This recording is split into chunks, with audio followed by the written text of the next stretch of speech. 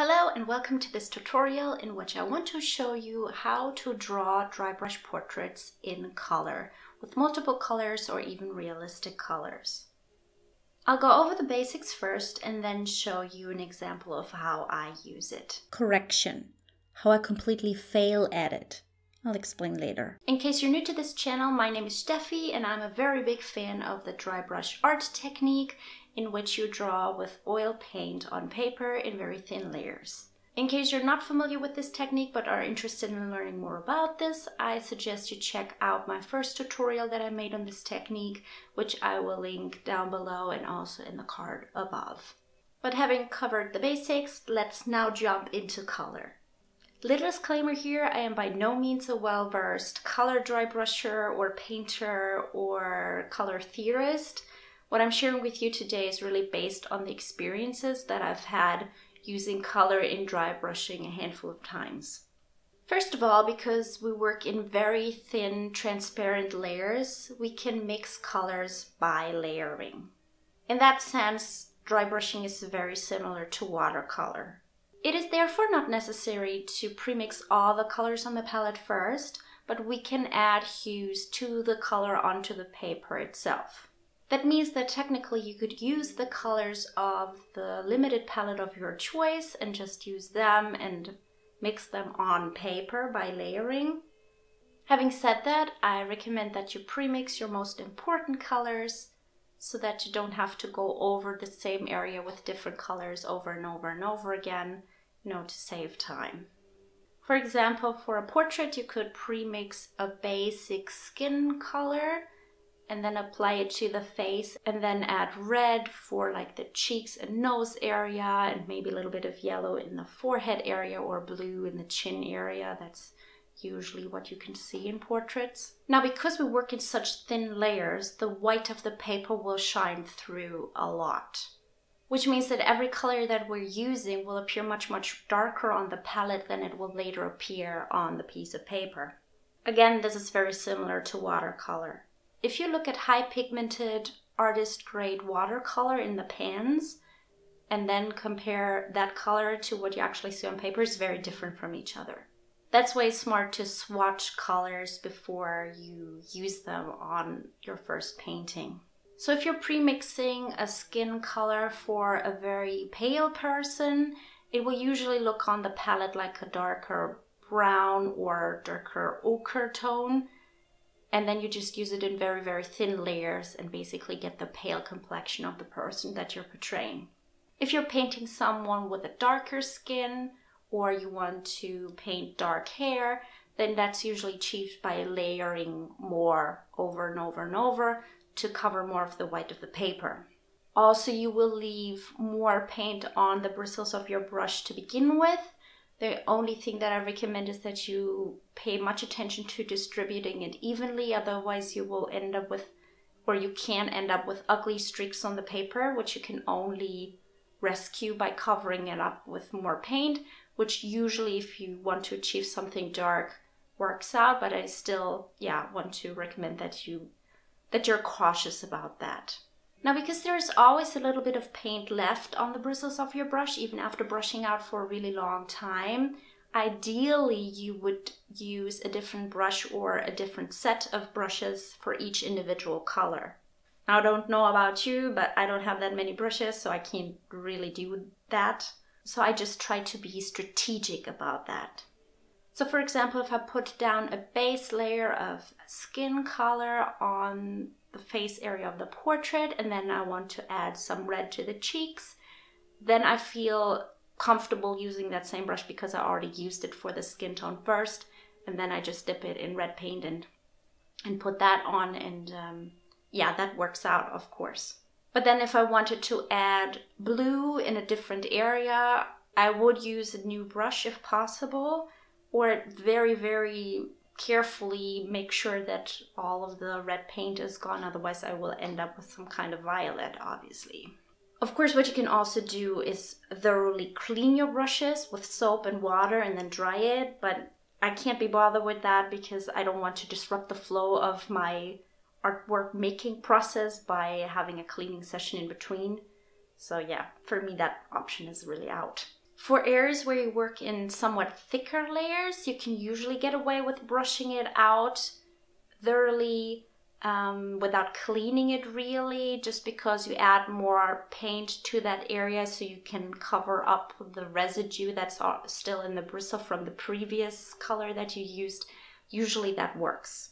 And always remember, if you add some unwanted color in an area, it can add interest to your piece, which is something that we really want in art. So happy little accidents. One other very cool thing about the dry brush technique is that you can very easily start out with a grisaille as your base layer. That means that you can put down all the values in grayscale first using black oil paint, and then you put the color on top of that, and the grisaille will shine through the transparent color layers, and then you get the overall effect of values plus color. Technically, you can also add the color first and then put the grisaille on top of it and create it the other way around. That may give a slightly different effect, but it's definitely something that you can try out. Also, instead of using gray as your underpainting, as a grisaille, you can also use brown, which is a traditional choice. That's called a brunaille, or if you use a green underpainting, that would be a verdaille. So you have different choices, like you can just pick whatever hue you want and put all the values first in that, then add color on top of it. I actually think it makes a very interesting topic in and of itself, so I'll put a pin in that and make a video about that sometime later. Okay, but now let's jump into this demonstration of sorts. It started out positive. So here you can see me put down a base layer of red, which the red that I used first was a brilliant red. That was, yeah, that's the name that Reeves gave to this one. And I basically just used the colors that I put on the piece of paper first. So very, yeah, basic red and blue and yellow. And then also the browns that I showed you. And I guess I wanted to see if I could really just mix all my colors on paper, and you'll see that I am going a little bit overboard with that. So I wish I would have taken my own advice and pre-mixed more of the colors, or paid attention to taking more colors that are actually usable for, or that would have made more sense for this painting. And yeah, the paints, I've had them for a while, and as you can see here, I had a real struggle opening them. Yeah, they were just really, really dried out, and I had to use gloves to actually open them. So I guess that's already a pretty bad sign. I don't know if this is a usual thing. I'm not, I don't use lots of different colors of oil paint much, so I can't really say if this is a normal thing to occur or not. Anyway, I also used this palette that's basically just a piece of paper, and it immediately soaked up all of the oil, and they were just so dry when I tried to use them, and they did not spread very easily, especially the Payne's Gray that you'll see me use later on.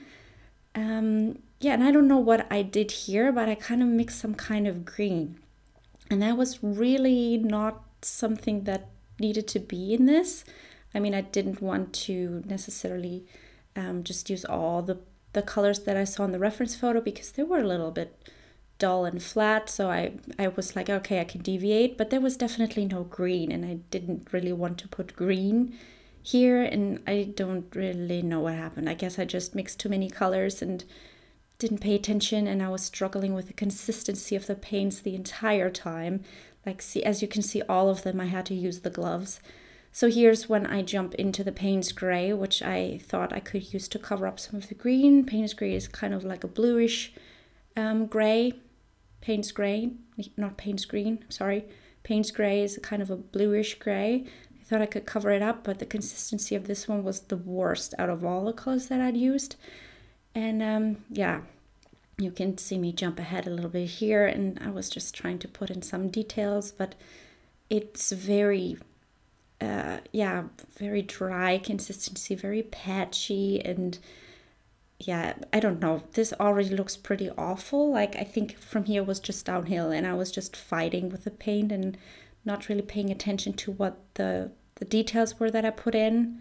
Here I'm adding a little bit of crimson red, and yeah, I don't know. It was just really, really hard. And I wish I would have paid more attention to picking the right colors from the get-go or pre-mix them a little bit. And yeah, also, of course, I wished I had better paints, because these are really cheap. I got them in a pack of, I think, 24 for just a few bucks. I don't really remember. It's been years and years and years, and they've been sitting in my shelves for a really long time, and I don't really use them much. So the other problem is that I also used a new piece of paper, or a new type of paper here. It's a mixed media paper with a little bit of a grain. And if you've watched any of my other videos, you know that I always talk about using hot press paper. So here I am trying to basically using paints that I'm not too familiar with, like working in color dry brush, which is not something that I do terribly often, on a paper that I don't usually use. And yes, just too many variables that I changed, and it just was such a struggle. So here I used the Winsor & Newton Artisan oil paint, the water mixable oil paint, to in the color Payne's Gray, because yeah, it was much creamier, and I thought I could, you know, save a little bit of that just by using better paint.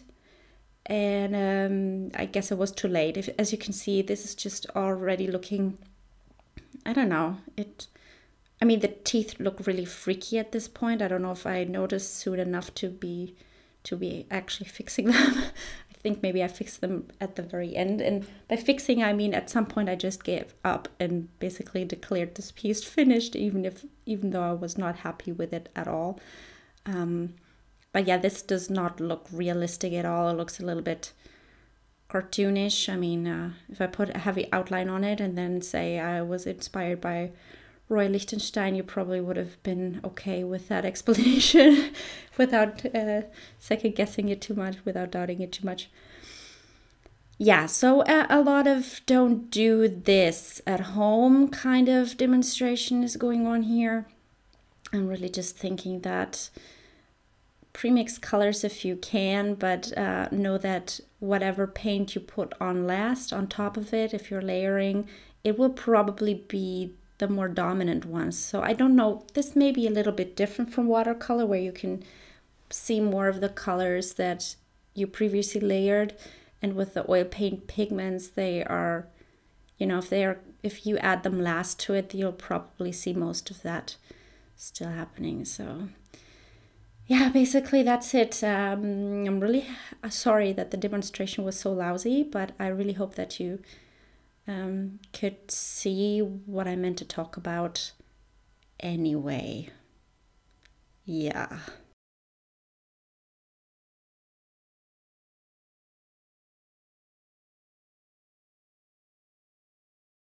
Now I really hope that you found this tutorial useful. If you have any questions, please leave them in the comment section below and I will try to answer them as best as I can. And having said that, I hope you have a creative week. Bye!